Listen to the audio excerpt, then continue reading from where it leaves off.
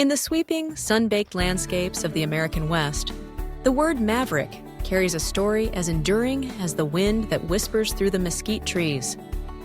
It is a term born from the grit and independence of a time when vast ranches sprawled across the open plains, herds of cattle roamed untamed, and the rules of civilization were written day by day, often with nothing more than a handshake or a steely glance between neighbors.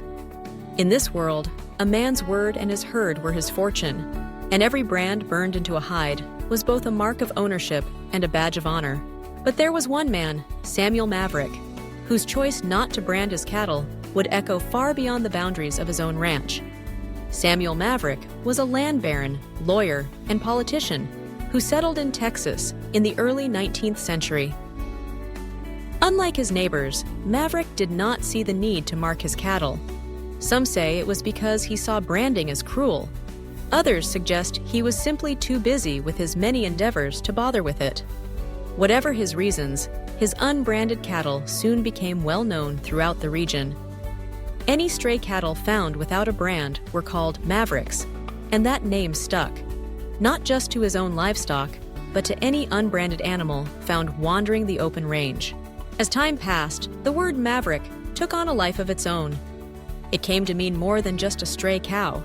It became a symbol of independence, of someone who forges their own path and refuses to be confined by the expectations or conventions of others. In the rough and tumble environment of the Old West, where survival often depended on quick thinking and a willingness to break with tradition, being a maverick could be both a blessing and a curse. It marked a person as different, sometimes admired, sometimes distrusted, but always remembered. The Old West itself was a land of mavericks, settlers who pushed beyond the boundaries of the known world, cowboys who rode the range for months on end, prospectors who staked their claims in the shadow of forbidding mountains. All of them were, in their own way, mavericks. They were driven by a restless spirit, a desire to carve out their own destiny, and a refusal to be fenced in by the limits of society or the land. It was a place where innovation and individualism were not just celebrated, but essential for survival. But this independence came with its own set of challenges. The open range was a lawless place, where disputes over land and cattle could quickly escalate into violence. Brands were a way to establish order, to prove ownership, and to protect a rancher's livelihood. When cattle without brands were found, it was a source of confusion and contention. Some saw the unbranded animals as free for the taking. Others argued that they belonged to whoever's land they were found on. Samuel Maverick's decision not to brand his cattle upended these conventions, forcing his neighbors to rethink their assumptions about property and identity. Over time, the legend of Samuel Maverick grew, and so did the meaning of his name. To be a maverick was to be a nonconformist, someone who stood apart from the crowd and refused to be defined by others. The term found its way into politics, business, and popular culture, applied to anyone who dared to challenge the status quo. In the boardrooms of New York, the halls of Congress, and the creative studios of Hollywood, mavericks became the trailblazers and innovators, the people who saw the world differently and weren't afraid to act on their convictions. But beneath the myth and the metaphor, the story of the maverick remains rooted in the hard realities of the Old West. It is a story about the tension between individuality and community, between the freedom to go one's own way and the need for cooperation and order. The open range could be a place of opportunity, but it could also be a place of isolation and danger. Those who refused to brand their cattle risked losing them to rustlers or having them claimed by others. Those who stood apart from their neighbors could find themselves alone in times of trouble. Yet, it was this very tension that gave rise to the dynamism and creativity of the West. The maverick spirit drove people to experiment, to take risks, and to imagine new ways of living and working together.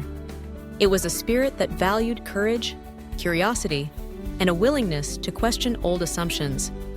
It inspired not just individuals, but entire communities to push beyond their limits and embrace the unknown. Today, the word maverick still carries this legacy of independence and innovation. It is used to describe anyone who dares to think differently, to challenge the rules, or to strike out on their own.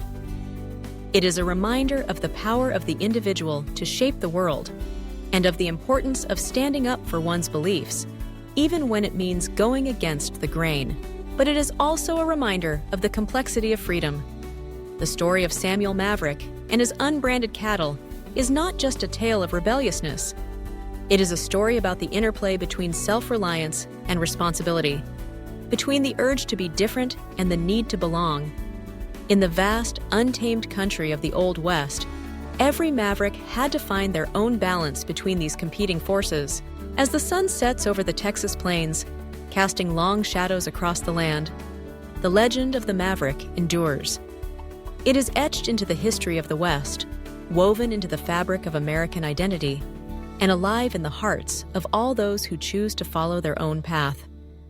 Whether on horseback or in the boardroom, the maverick spirit continues to inspire, reminding us that sometimes the greatest achievements come not from following the herd, but from daring to stand alone. My photos might not exactly be correct, but I do try to find strange but true stories. Please help me grow my channel by subscribing, thumbs up, and ringing the bell to enjoy another story. My name is Shaylin, and please know how much I appreciate you. Thank you for watching, and now go forth and live your best life.